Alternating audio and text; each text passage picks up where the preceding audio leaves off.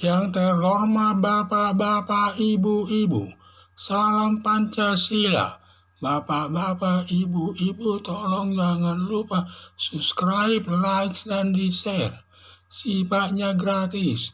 Pada hari Senin tanggal 13 Mei tahun 2024, saya akan mengomentari kata Majelis Ulama Indonesia, pengadaan Al-Quran bukan korupsi. Kata Majelis Ulama Indonesia, pengadaan Al-Quran bukan perbuatan korupsi, yang dikutip sesuai pernyataan Pasal 88. Pengadaan Al-Quran, pengadaannya dari anggaran keuangan negara yang dilakukan dengan di-markup harganya atau menggelembungkan harganya, merupakan korupsi uang negara. Hasilnya harga satuan Al-Quran biayanya 200.000 dan kemudian digelembungkan harganya menjadi 350.000 sehingga selisihnya 150.000. Inilah uang negara yang dikorupsi, dan biasanya uang yang dikorupsi tersebut untuk masuk ke kantong pribadi pengurusnya sendiri.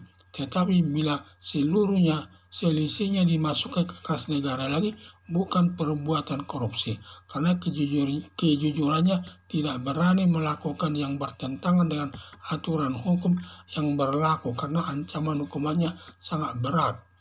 Majelis Ulama Indonesia mulai pengadaan Al-Quran dan administrasi perkantoran dibiayai dari anggaran negara atau uang negara.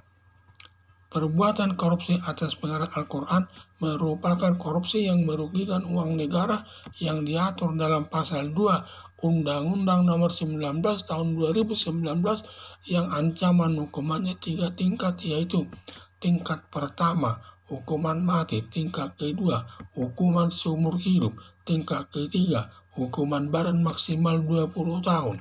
Sedangkan berat ringannya putusan hakim atas perbuatan korupsi tergantung pertimbangan hakim mengenai berat ringannya hukuman. Bila pertimbangan hakim banyak alasan yang memberatkannya, hakim dapat menjatuhkan hukuman seumur hidup. Tetapi bila alasan meringankannya banyak, hakim dapat menjatuhkan hukuman selama 15 tahun sesuai perbuatannya. Pengadaan Al-Quran yang tidak masuk perbuatan korupsi, yaitu suatu pondok pesantren mengadakan Al-Quran dengan biasa persatuan Al-Quran tersebut 200.000 dan dibayar juga 200.000 tanpa ada selisihnya, maka pengadaan Al-Quran tersebut tidak ada perbuatan korupsinya, dan yang mengadakan Al-Quran tersebut jujur orangnya, takut nanti datang murka alam kepadanya karena dia bekerja di bidang agama. Apa maksud Majelis Ulama Indonesia menyatakan pengadaan Al-Quran bukan perbuatan korupsi? Apa untuk membersihkan nama baiknya karena bergerak di bidang agama, seakan pejabat agama yang memegang jabatan di Majelis Ulama Indonesia tidak mungkin melakukan korupsi karena bergerak di bidang agama, yang tidak mungkin dilakukan karena penuh dosa seperti orang yang bersih semua di lembaga Majelis Ulama Indonesia. Apa menutupi perbuatan korupsi yang banyak dilakukan di lingkungan Majelis Ulama Indonesia, baik di pusat sampai ke daerah. Untuk mengetahui ada tidaknya korupsi pengadaan Al-Quran di Majelis Ulama Indonesia, tinggal memanggil Badan Pemeriksa Keuangan yang tugasnya memeriksa seluruh keuangan lembaga negara, termasuk lembaga Majelis Ulama Indonesia. Untuk lembaga Majelis Ulama Indonesia atau MUI, mudah bagi mereka mengetahui apa tidak perbuatan ada atau tidak perbuatan korupsi di lingkungan Majelis Ulama Indonesia. Tinggal mengundang Badan Pemeriksa Keuangan untuk mengetahui ada tidaknya perbuatan korupsi dalam pengadaan Al-Quran secara objektif. Dan hanya pernyataan sepihak dari Majelis Ulama Indonesia menyatakan pengadaan Al-Quran bukan perbuatan korupsi. Ada dugaan Majelis Ulama Indonesia tidak berani mengundang Badan Pemeriksa Keuangan untuk melakukan pemeriksaan untuk Majelis Ulama Indonesia, sama saja membongkar boroknya sendiri, malah berusaha untuk menutup-nutupinya karena ada dugaan pengadaan Al-Quran besar korupsinya sampai dinyatakan kepada masyarakat umum bahwa pengadaan Al-Quran bukan perbuatan korupsi. Di samping itu perlu dicurigai juga mengenai proyek halal Majelis Ulama Indonesia.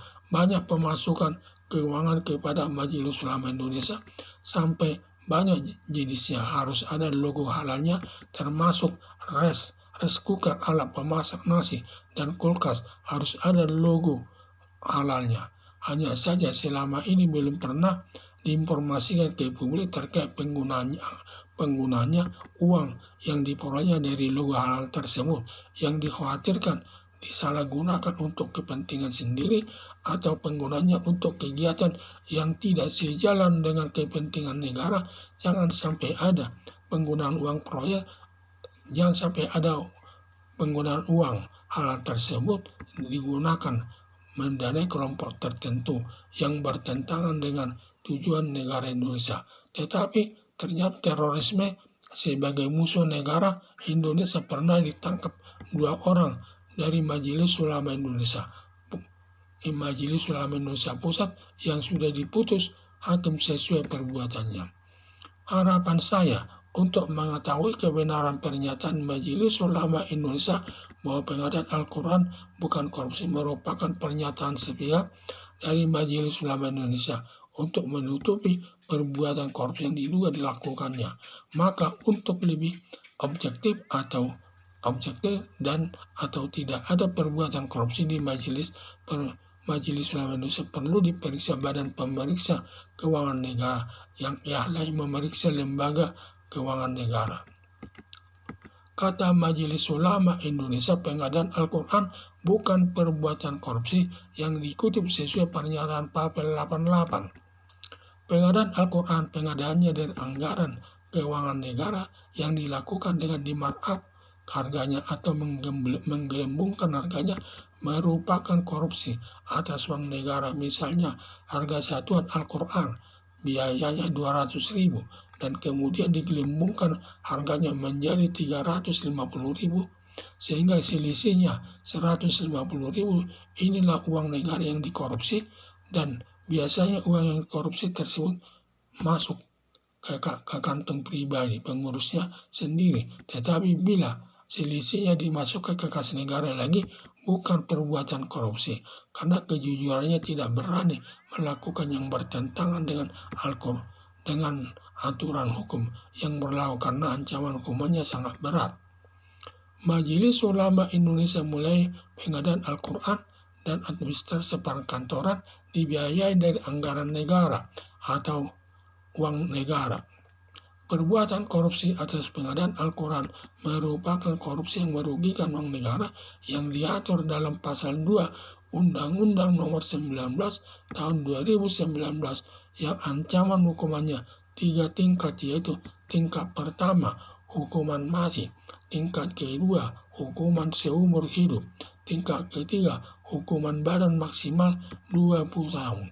Sedangkan berat ringannya putusan hakim atas perbuatan korupsi tergantung pertimbangan hakim mengenai berat ringannya hukuman.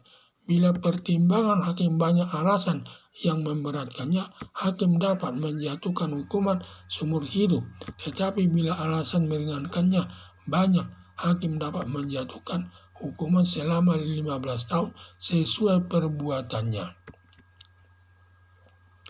Pengadaan Al-Quran yang tidak masuk perbuatan korupsi, yaitu suatu pondok pesantren mengadakan Al-Quran dengan biaya per satu Al-Quran Rp200.000 dan dibayar juga Rp200.000 tanpa ada selisihnya.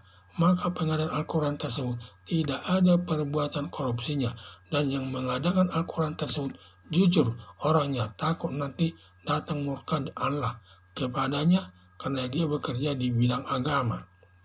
Apa maksud Majelis Ulama Indonesia menyatakan pengadaan Al-Quran bukan perbuatan korupsi?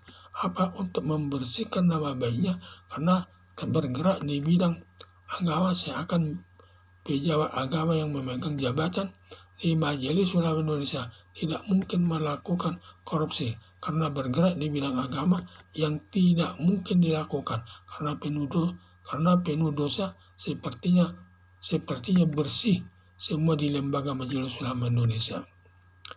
Apa menutupi perbuatan korupsi yang banyak dilakukan lingkungan Majelis Ulama Indonesia, baik di pusat sampai ke daerah. Untuk mengetahui ada tidaknya korupsi pengadaan Al-Quran di Majelis Ulama Indonesia, tinggal memanggil Badan Pemeriksa Keuangan yang tugasnya memeriksa seluruh keuangan lembaga negara termasuk Lembaga Majelis Ulama Indonesia. Untuk lembaga Majelis Ulama Indonesia atau MUI, mudah bagi mereka mengetahui ada tidak perbuatan korupsi di lingkungan Majelis Ulama Indonesia.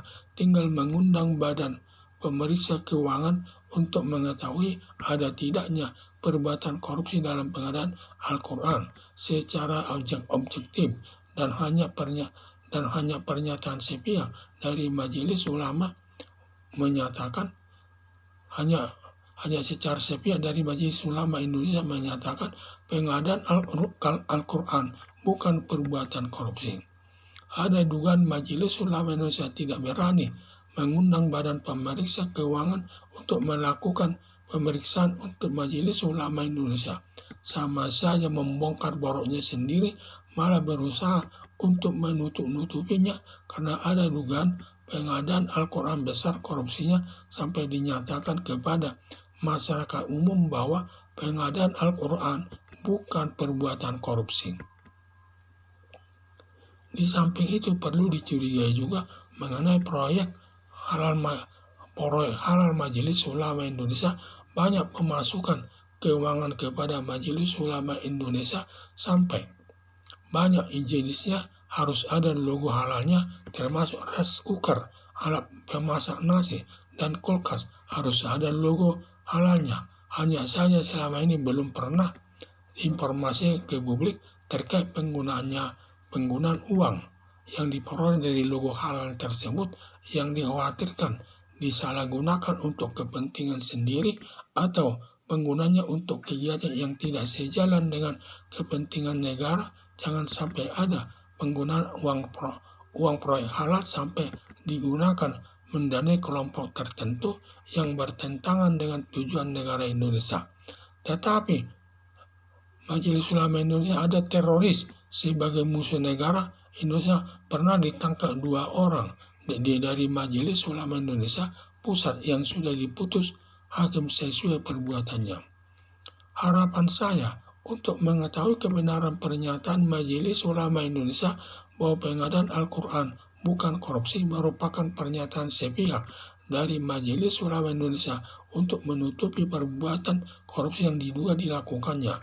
Maka untuk lebih objektif ada atau tidak ada perbuatan korupsi di Majelis Ulama Indonesia perlu diperiksa Badan Pemeriksa Keuangan Negara yang keahliannya memeriksa lembaga keuangan negara.